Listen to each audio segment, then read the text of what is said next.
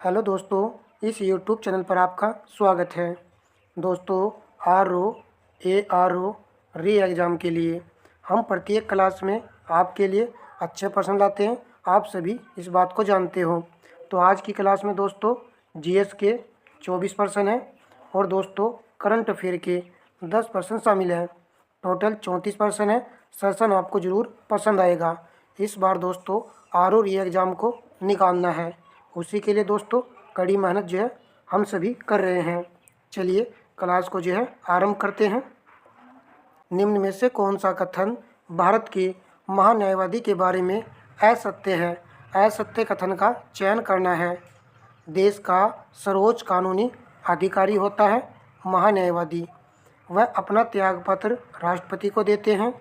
इस पद पर चुने जाने के लिए वही योग्यता होनी चाहिए जो उच्च न्यायालय के न्यायाधीश के लिए तय है। जब केंद्र सरकार त्यागपत्र देती है तो महान्यायवादी को भी त्यागपत्र देना पड़ता है। आप जो है असत्य कथन का चयन कीजिए। यदि आपने ऑप्शन सी चुना है तो ये सही रहेगा। इस पद पर चुने जाने के लिए महान्यायवादी की वही योग्यता होनी चाहिए जो उच्चतम न्यायालय के न्यायाधीश के लिए तय होती है। यहाँ पर उच्च नहीं आएगा, उच्चतम न्यायालय आएगा। इम्पोर्टेंट फैक्ट से भी यहाँ पर यह देश का सर्वोच्च कानूनी अधिकारी होता है, अपना त्यागपत्र राष्ट्रपति को सौंपता है। और हाँ दोस्तों, महान्यायवादी की नियुक्ति आर्टिकल 76 के तहत जो है राष्ट्रपति जी करते हैं। और जब केंद्र सरकार त्यागपत्र देती है तो भारत के महान्यायवादी को भी त्यागपत्र जो है देना पड़ता है। चलिए प्रश्न नंबर लगाएंगे नेक्स्ट। भारत शासन अधिनियम 1935 के तहत प्रस्तावित संघीय प्रणाली थी। अखिल भारतीय संघ, भारत संघ, संयुक्त भारत, भारतीय परिसंघ। यदि आपने ऑप्शन बी चुना है तो ये सही आंसर होगा भारतीय संघ, फेडरेशन ऑफ इंडिया। प्रश्न नंबर नेक्स्ट देखिए, मिलान संबंधी प्रश्न है। सूची फर्स्ट का मिलान सूची सेकंड से करना है। सूची फर्स्ट में संवैधानिक प्रावधान दिए गए हैं, सूची सेकंड में स्रोत दिए गए हैं। मौलिक अधिकार आप सब जानते हो, ये अमेरिकी अधिकार पत्र अमेरिका के संविधान से लिए गए हैं। तो ए का 4 आएगा। ए के यहाँ पर 4 सभी में दिया गया है। राज्य के नीति निर्देशक तत्व आयरिश संविधान से लिए गए हैं। तो बी का 3 आएगा। तो बी का 3 जो ऑप्शन ए में है, ऑप्शन डी में है। तो इन दोनों को आप हटा दीजिए। अब आप जो आंसर का चयन कीजिए। मंत्रिमंडलीय सरकार के लिए क्या आएगा और केंद्र राज्य संबंध के लिए क्या आएगा। यदि आपने डी ऑप्शन चुना है तो ये सही हो जाएगा। मंत्रिमंडलीय सरकार ब्रिटिश संविधान से ली गई है, केंद्र राज्य संबंध कनाडा का संविधान। तो यहाँ पर डी राइट आंसर है। चलिए प्रश्न नंबर देखेंगे नेक्स्ट। राष्ट्रपति के सिफारिश के बगैर कोई विधायक जो कर लगाता है विधायिका में नहीं रखा जा सकता। यह प्रावधान भारत के संविधान के किस अनुच्छेद के अंतर्गत आता है? इंपॉर्टेंट क्वेश्चन है, किस अनुच्छेद के अंतर्गत आता है। देखिए यहाँ पर अनुच्छेद 17 दिया गया है, अनुच्छेद 266 दिया गया है, अनुच्छेद 306 दिया गया है, अनुच्छेद 307 दिया गया है। 266 तो नहीं आएगा, आप सभी इस पॉइंट को जानते हो। तो ऑप्शन है यहाँ पर राइट आंसर है, अनुच्छेद 117 इसके लिए आएगा। प्रश्न नंबर नेक्स्ट है, किस प्रधानमंत्री के कार्यकाल के दौरान भारत के संविधान में 9वीं अनुसूची को पुनर्स्थापित किया गया था? जवाहरलाल नेहरू, लाल बहादुर शास्त्री, इंदिरा गांधी, मोरारजी देसाई। तो ऑप्शन ए राइट आंसर है, जवाहरलाल नेहरू। जवाहरलाल नेहरू के कार्यकाल के दौरान भारत के संविधान में 9वीं अनुसूची को पुनर्स्थापित किया गया था सन 1951 में। ठीक है, और प्रथम संविधान संशोधन था ये, जो कि 1951 में हुआ था। प्रश्न नंबर देखेंगे नेक्स्ट। निम्नलिखित कथनों पर विचार कीजिए। भारतीय पशु कल्याण बोर्ड पर्यावरण संरक्षण अधिनियम 1986 के अधीन स्थापित है। क्या पशु कल्याण बोर्ड, भारतीय पशु कल्याण बोर्ड पर्यावरण संरक्षण अधिनियम 1986 के अधीन स्थापित है? नहीं, तो यहाँ पर गलत होगा। सेकंड को देखिए, राष्ट्रीय बाघ संरक्षण प्राधिकरण एक सांविधिक निकाय है। राष्ट्रीय गंगा नदी द्रोणी प्राधिकरण की अध्यक्षता प्रधानमंत्री करते हैं। तो सही का चयन करना है। तो पहला तो गलत है, तो ऑप्शन बी राइट आंसर है। केवल 2 और 3 यहाँ पर सही है। देखिए पहला पॉइंट काफ़ी इंपॉर्टेंट है, ऐसे प्रश्न जो एग्जाम में बन जाते हैं। भारतीय पशु कल्याण बोर्ड, भारतीय पशु कल्याण बोर्ड की जो स्थापना की गई थी, तो ये किस अधिनियम के तहत की गई थी? पशु क्रूरता निवारण अधिनियम। चलिए लिख लेते हैं, पशु क्रूरता निवारण अधिनियम, अधिनियम 1960 के तहत जो की गई थी। ये एक अच्छा फैक्ट है। और सेक्शन 4 के तहत, सेक्शन 4 के तहत की गई थी। प्रश्न नंबर देखेंगे नेक्स्ट। भारत के निम्नलिखित जैव भंडारों में से कौन गारो पहाड़ियों पर फैला हुआ है? गारो पहाड़ियों पर फैला हुआ है। नोकरेक, अगस्तमलाई, दिहांग दिबांग, नंदा देवी। तो ऑप्शन ए राइट आंसर है, नोकरेक। ये किस राज्य में है? मेघालय में है। गारो पहाड़ियाँ मेघालय राज्य में है। मेघालय राज्य में ही गारो, खासी और जयंतिया की पहाड़ियाँ भी हैं। चलिए प्रश्न नंबर देखेंगे 8। निम्नलिखित में से कौन सा, निम्नलिखित में से कौन सम्मिलित है? वन संरक्षण अधिनियम 1980। तो पहला ही कथन यहाँ पर सही सम्मिलित है। चलिए अन्य फैक्ट को यहाँ पर जान लेते हैं। वन संरक्षण संशोधन विधेयक ये कब हुआ है?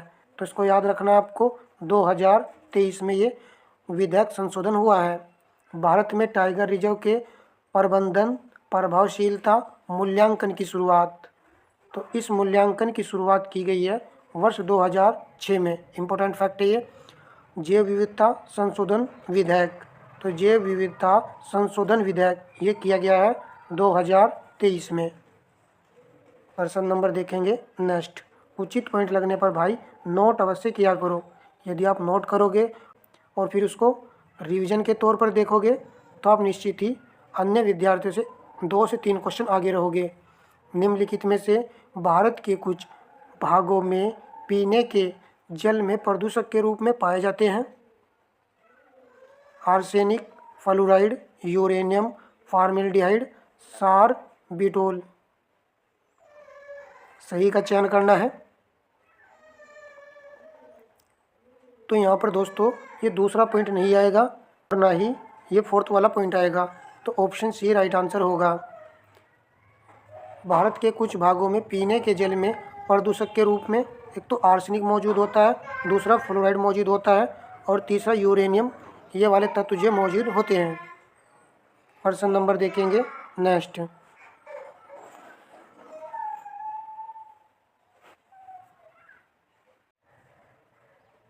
निम्नलिखित कथनों पर विचार कीजिए। नीचे दिए गए रूट से सही उत्तर का चयन कीजिए। स्वामी सहजानंद सरस्वती का जन्म उत्तर प्रदेश के गाजीपुर जनपद में हुआ। इन्होंने नारा दिया, कैसे लोगे माल गुजारी, लठ हमारा जिंदाबाद।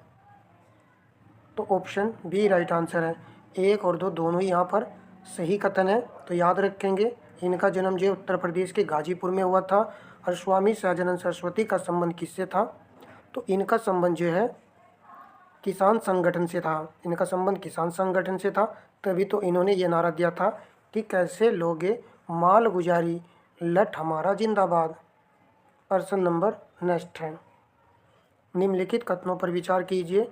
चोरी चौरा घटना उत्तर प्रदेश के गोरखपुर जिले में 4 फरवरी 1922 को घटी। तो बिल्कुल सही पॉइंट लिखा हुआ है। इसके विरोध में गांधी जी ने 10 फरवरी 1922 को असहयोग आंदोलन स्थगित कर दिया। क्या ये सही है? नहीं, ये गलत है। 10 फरवरी नहीं आएगा, 12 फरवरी। तो ऑप्शन ए राइट आंसर है। तो इस घटना के बाद में 12 फरवरी 1922 को असहयोग आंदोलन जो है स्थगित कर दिया गया था। प्रश्न नंबर नेक्स्ट है। गुप्तकालीन समाज के संदर्भ में निम्नलिखित कथनों पर विचार कीजिए। इस समाज में दहेज प्रथा, पर्दा प्रथा, सती प्रथा प्रचलित थी। तो आपको विचार करना है गुप्तकालीन समाज के संदर्भ में क्या पहले वाला पॉइंट यहाँ पर सही है। सती प्रथा का सर्वप्रथम उल्लेख याज्ञवल्क्य के स्मृति में मिलता है, सही का चयन करना है। तो ऑप्शन बी यहाँ पर राइट आंसर होगा, न तो 1 और न ही 2 यहाँ पर सही है। तो याद रखेंगे इस समाज में जो है यानी गुप्तकालीन समाज में जो है ये वाली पर्दा प्रथा, सती प्रथा, दहेज प्रथा का कोई भी प्रचलन नहीं था। सती प्रथा का उल्लेख किस में मिलता है, तो इसका उल्लेख जो है मनुस्मृति में मिलता है। ठीक है, चलिए प्रश्न नंबर देख लेते हैं नेक्स्ट। अभिकथने और दूसरे को कणार कहा गया है। अभिकथने बाल गंगाधर तिलक भारत के ऐसे पहले व्यक्ति थे जिन्हें पत्रकारिता के कारण सजा हुई। बड़ी अच्छी लाइन है। कारण इन्होंने अपने पत्र केसरी में रैंड एवं एरस्टर की हत्या को उचित ठहराया। तो कूट से प्रयोग करके सही उत्तर का चयन कर लेना है। तो यहाँ पर जो दोनों बातें सही लिखी हुई हैं और ये सही स्पष्टीकरण व्याख्या भी कर रहा है। ऑप्शन सी यहाँ पर राइट आंसर है। इन्होंने अपने पत्र केसरी में रैंड एवं एरस्टर की हत्या को उचित ठहराया था। इसी कारण से जो दोस्तों पत्रकारिता के कारण को सजा हुई थी। तो भारत के ये पहले व्यक्ति थे, चलिए, जो इस कांड के कारण को सजा हुई थी। प्रश्न नंबर नेक्स्ट है। नमक सत्याग्रह के संदर्भ में निम्नलिखित कथनों पर विचार कीजिए। कूट का प्रयोग करके सही उत्तर का चयन करना है। इसके तहत गांधी जी के द्वारा साबरमती से डांडी तक पैदल यात्रा करके नमक कानून को तोड़ा गया। तो नमक कानून को जो है इसी माध्यम से तोड़ा गया था। पहले वाला कथन यहाँ पर सही लिखा हुआ है। दूसरा पॉइंट देखते हैं। इस यात्रा की तुलना अरविंद घोष ने नेपोलियन के पेरिस मार्च से की थी। तो दोनों बातें सही है। ऑप्शन ए यहाँ पर राइट आंसर है। तो इस यात्रा की तुलना अरविंद घोष ने नेपोलियन के पेरिस मार्च से की थी। प्रश्न नंबर लगाते हैं 15। खान मंत्रालय की वार्षिक रिपोर्ट 2022-23 के अनुसार निम्नलिखित में से कौन से 3 राज्य भारत में बॉक्साइट के क्रम से शीर्ष उत्पादक राज्य हैं। तो बॉक्साइट का जो शीर्ष उत्पादक राज्य है वो आपका उड़ीसा है। तो उड़ीसा बी और डी में दिया गया है। अब आगे चुनिए आप। जो विद्यार्थी सेकंड राज्य जानता है उसका आंसर यहाँ पर लगा जाएगा। तो डी राइट आंसर है। तो याद रखना है, फर्स्ट आपका उड़ीसा है और सेकंड है और थर्ड पर आपका झारखंड राज्य है बॉक्साइट। तो तीनों तो याद रखने ही पड़ेंगे। चलिए प्रश्न नंबर देखेंगे नेक्स्ट। लेटेस्ट डाटा था वो, ये यहाँ से करंट के क्वेश्चन है हमारे। वॉल स्ट्रीट जर्नल द्वारा 2025 के गो टू ग्लोबल डेस्टिनेशन में किस भारतीय राज्य को मान्यता दी गई है। तो इस भारतीय राज्य का नाम है मध्य प्रदेश। ऑप्शन सी यहाँ पर राइट आंसर है। प्रश्न नंबर 17 है। नवीनतम भारत राज्य रिपोर्ट 2023 के अनुसार भारत के भौगोलिक क्षेत्र का कितना प्रतिशत वन और वृक्ष आवरण से आच्छादित है। इम्पोर्टेंट क्वेश्चन है। तो ऑप्शन बी राइट आंसर है। 25.17%। इस डाटा को आपको याद कर लेना है। प्रश्न जो एग्जाम में इस रिपोर्ट से प्रश्न जरूर बनेगा। दिसंबर 2024 में प्रधानमंत्री नरेंद्र मोदी को कुवैत द्वारा कौन सा सर्वोच्च नागरिक सम्मान प्रदान किया गया है। तो कुवैत का ये सर्वोच्च नागरिक सम्मान है जो कि प्रधानमंत्री नरेंद्र मोदी को दिसंबर 2024 में प्रदान किया गया है। तो ऑप्शन बी राइट आंसर है, द ऑर्डर ऑफ मुबारक अल कबीर। प्रश्न नंबर हमारा है नेक्स्ट। कोलंबो सुरक्षा सम्मेलन तंत्र के संदर्भ में निम्नलिखित कथनों पर विचार कीजिए। इसका गठन 2018 में किया गया था। यह भारत, श्रीलंका और बांग्लादेश का एक त्रिपक्षीय समुद्री सुरक्षा समूह है।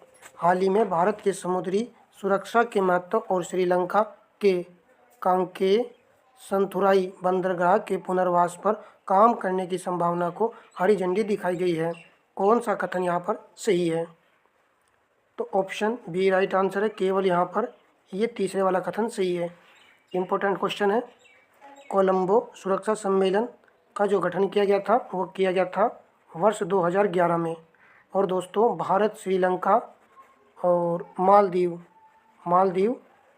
का एक त्रिपक्षीय समुद्री सुरक्षा समूह है ये। चलिए प्रश्न नंबर लगाएंगे नेक्स्ट।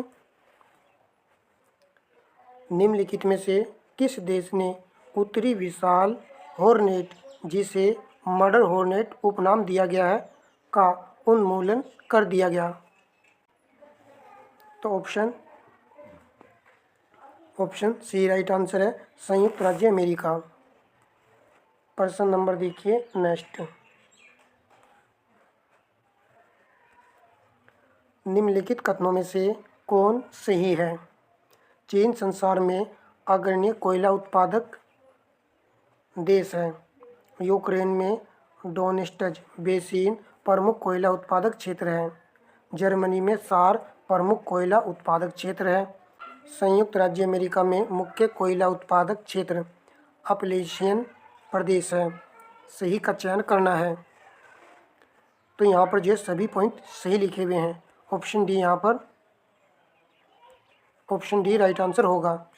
तो देखिए यहाँ पर सभी अच्छे पॉइंट हैं। यूक्रेन में डोनेस्टज बेसिन, यहाँ पर जो कोयला उत्पादक होता है, तो कोयला उत्पादक क्षेत्र है ये। और चीन तो सबसे अधिक कोयला उत्पादक करता ही है। जर्मनी में सार है, यहाँ पर कोयला उत्पादक क्षेत्र है ये। और संयुक्त राज्य अमेरिका में जो है अपलेशियन प्रदेश है, जहाँ पर कोयला का उत्पादक किया जाता है। नेक्स्ट प्रश्न देखिए। निम्नलिखित कथनों में से काली मिट्टी के विषय में कौन सा कथन सही है? तो काली मृदा के विषय में कौन सा कथन सही है, इसका चयन करना है। सही का चयन करना है। यह मृदा दक्कन के पठार के अधिकतर भाग पर पाई जाती है। तो काली मिट्टी जो है दक्कन के पठार पर अधिकतर भाग पर पाई जाती है। ये वाला कथन यहाँ पर सत्य है। इस मृदा में फास्फोरस, नाइट्रोजन और जैविक पदार्थों की अधिकता होती है। क्या ये सही है? देखिए यहाँ पर कौन सा ऑप्शन आएगा। तो ऑप्शन ए राइट आंसर है, केवल पहला कथन ही सही है। काली मिट्टी में दोस्तों नाइट्रोजन और जैविक पदार्थों की अधिकता नहीं होती है, इसमें कमी होती है। इस चीज़ को याद रखना है। काली मिट्टी कपास की खेती के लिए उपयुक्त मानी जाती है, आप सब जानते ही हो। तो नेक्स्ट प्रश्न देखिए यहाँ पर, जो कि 23वां प्रश्न है। विदेश यात्री और देश यहाँ पर दिया गया है। एथेनेसियस निकितन, ये विदेशी यात्री थे। तो किस देश के थे ये दोस्तों रूस देश के थे। तो एक का 2 आएगा। तो प्रश्न को लगाने की पहले कोशिश कर लेते हैं। निकोलो कांटी आप सब जानते हो, ये इटली के थे। तो बी का 3 आएगा। बी का 3 देखिए, ऑप्शन ए और ऑप्शन सी में है। चलिए, डोमिंगो पायस, ये पुर्तगाल देश के थे। तो बी सी का 4 है। तो ऑप्शन सी राइट आंसर होगा। ठीक है। ट्रेवलियर, ये फ्रांस के थे। तो याद रखना है इस चीज़ को कि ट्रेवलियन जो है विदेशी यात्री थे, तो ये फ्रांस देश से आए थे। और पहले वाले को याद कर लेना है, एथेनेसियस निकितन, ये रूस देश के हैं। प्रश्न नंबर नेक्स्ट है। तो मिलान करना है। एक तरफ रामसर स्थल है और दूसरी तरफ यहाँ पर राज्य दिया गया है। समसपुर पक्षी विहार, ये आपका उत्तर प्रदेश राज्य में है, यानी कि ए का 1 आएगा। कुंथनकुलम पक्षी अभ्यारण्य, ये आपका तमिलनाडु में है। सिरपुर आर्द्रभूमि मध्य प्रदेश में है। पाला आर्द्रभूमि मिजोरम में है। तो ऑप्शन ए यहाँ पर राइट आंसर होगा। ठीक है, सिरपुर को याद कर लीजिए और पाला को याद कर लीजिए। सिरपुर मध्य प्रदेश में है, पाला आर्द्रभूमि मिजोरम राज्य में है। प्रश्न नंबर देखिए 25। भारतीय राष्ट्रीय आंदोलन से संबंधित निम्नलिखित महत्वपूर्ण संगठन एवं संस्था को उनके कालानुक्रम व्यवस्थित करें। नीचे दिए गए कोर्स से सही उत्तर का चयन कीजिए। मोस्ट इंपोर्टेंट क्वेश्चन है।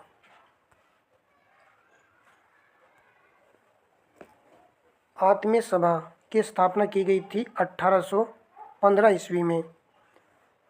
और एशियाटिक सोसाइटी की स्थापना सर विलियम जोन्स ने की थी और 1784 में की थी। तत्वबोधिनी सभा तत्वबोधिनी सभा की जो स्थापना की गई थी 1839 ईस्वी में की गई थी। और दोस्तों इसकी स्थापना जो देवेंद्र नाथ ठाकुर ने की थी। ब्रिटिश सार्वजनिक सभा की स्थापना की गई थी 1843 में। तो 25 का राइट आंसर बन जाएगा ऑप्शन बी। पहले 1784 आएगा, फिर 1815 आएगा, फिर 1839 आएगा, फिर 1843 आएगा। देखिए सन वाले क्वेश्चन जो है अक्सर हम भूल जाते हैं और अक्सर कुछ याद रहते हैं, परंतु इनको याद करने का और भी अच्छा तरीका ये है कि आप इनको कॉपी पर अलग से लिख लिया करो। यानी कि 1 से 2 पेज जो है आपको सन वाले ही लिखने हैं, ठीक है, ताकि 10 दिन पहले ऐसे प्रश्नों का आप रिवीजन कर सके। और जब क्वेश्चन क्लास में आते हैं तो फिर तुम उनको देखते रहते ही हैं, इससे और भी अच्छे से याद हो जाते हैं। प्रश्न नंबर 26 है, निम्नलिखित कथनों पर विचार कीजिए, नीचे दिए गए कूट से सही उत्तर का चयन कीजिए। 2001 से 2011 के बीच भारत की जनसंख्या की 10 की वृद्धि 17.7%, उत्तर प्रदेश की 20.23% रही है। 2011 की जनगणना के अनुसार उत्तर प्रदेश में सर्वाधिक अनुसूचित जनजाति प्रतिसत्ता वाला राज्य है। प्रतिसत्ता वाला जिला कह रहा है ये, सोनभद्र यहाँ पर दिया गया है। क्या ये सही है? तो ये गलत हो जाएगा, ऑप्शन ए राइट आंसर होगा, क्योंकि यहाँ पर आएगा कौशाम्बी ही आएगा। यहाँ पर प्रतिसत्ता के मामले में जो है कौशाम्बी आएगा।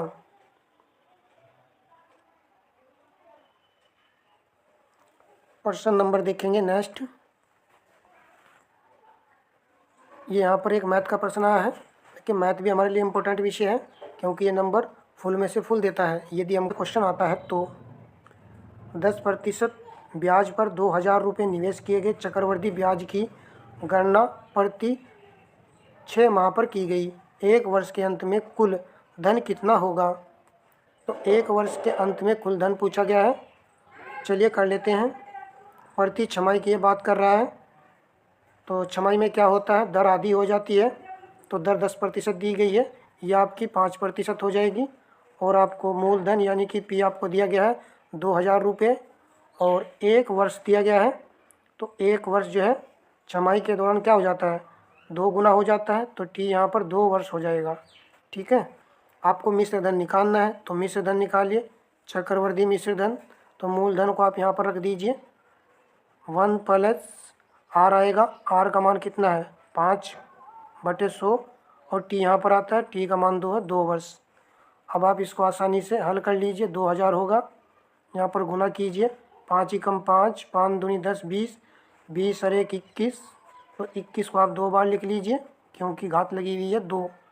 आप इसकी यहाँ पर कटिंग कर लीजिए, 1 0 से 1 0 1 0, यानी 2 0 से 2 0 कट चुकी है, और 2 दूनी 4 होगा, और 4 पंजे 20 होगा 5। 21 की गुना 21 में करेंगे कितना आएगा, 441 आएगा। गुना 5 कीजिएगा, 5 एकम 5, 5 चौक 20, 2 5 चौक 20, 2 22। तो आपका आंसर होगा 2205, 2205। तो 2205 आपको दिख रहा है, ऑप्शन डी में है। तो इस तरीके से प्रश्न को हम जो है हल कर सकते हैं, तो डी यहाँ पर राइट आंसर था।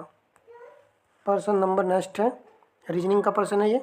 निम्नलिखित अनुक्रम में लुप्त संख्या ज्ञात कीजिए।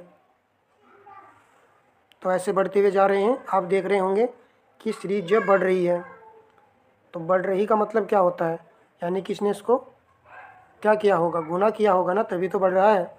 यदि आप 12 में 3 से गुना करें तो 12 तिया 36, और 36 में 1 जोड़ दीजिए आप, तो कितना हो जाएगा, 37 हो जाएगा।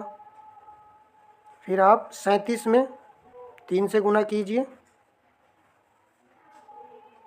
तो यहाँ पर होगा 3 सत्ते 21, 2 3 तिया 9 और 2 11, और यहाँ पर यदि 3 जोड़ दें तो 114 हो रहा है।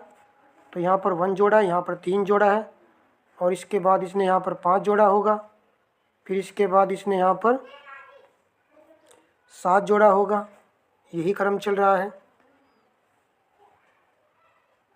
तो अब आप एक काम कीजिए, यहाँ पर जो 3 से गुना कीजिए, 1048 में 3 से गुना कीजिए। 3 अट्ठे 24, 2 3 चौक 12 और 2 14 पूरा आएगा क्योंकि यहाँ पर जीरो लगी हुई है, और 3 एकम 3 आएगा। उसके बाद में हमको 9 जोड़ना है, तो 9 आप यहाँ पर ऐड कीजिए, यहाँ पर 3 आएगा और यहाँ पर आपका 5 आएगा, 31 53 आएगा। तो इस प्रकार हमारा ऑप्शन बी राइट आंसर है, 31 53 यहाँ पर दिया गया है। ठीक है, इस फॉर्मेट से इसने क्वेश्चन को हल किया है। नेक्स्ट प्रश्न देखते हैं। ये करंट का प्रश्न है।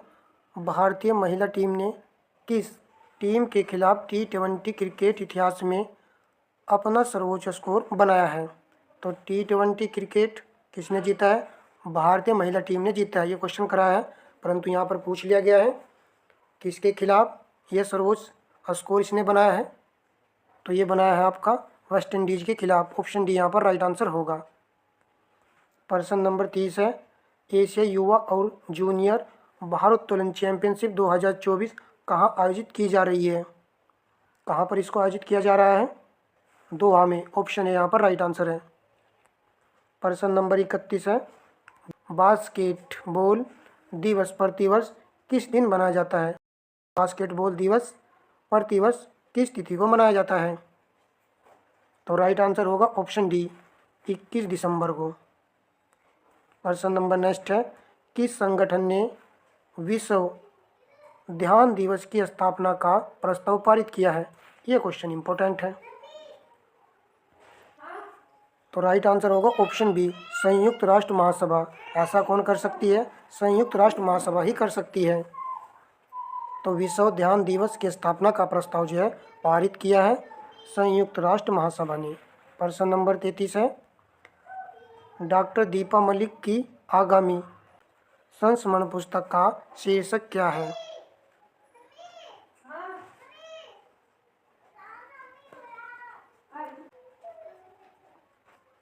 तो ऑप्शन बी राइट आंसर होगा, the incredible story of my life. इसको याद कर लेना है, ब्रिंग इट ऑन। प्रश्न नंबर लास्ट है, वीडियो का लास्ट और अंतिम प्रश्न है ये दोस्तों।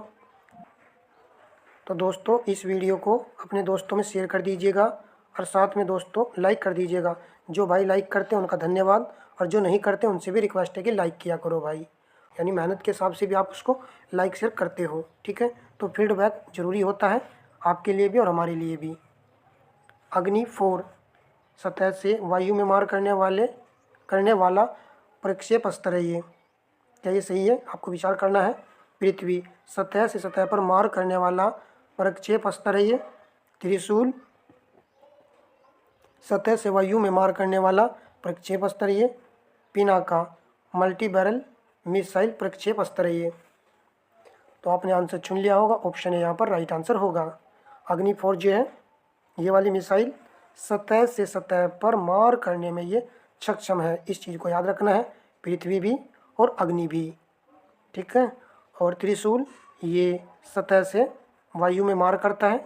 ठीक है, इस चीज़ को याद रखना है कि त्रिशूल जो है सतह से वायु में मार करता है। तो ठीक है दोस्तों, सेशन आपको जरूर पसंद आया होगा। धन्यवाद दोस्तों।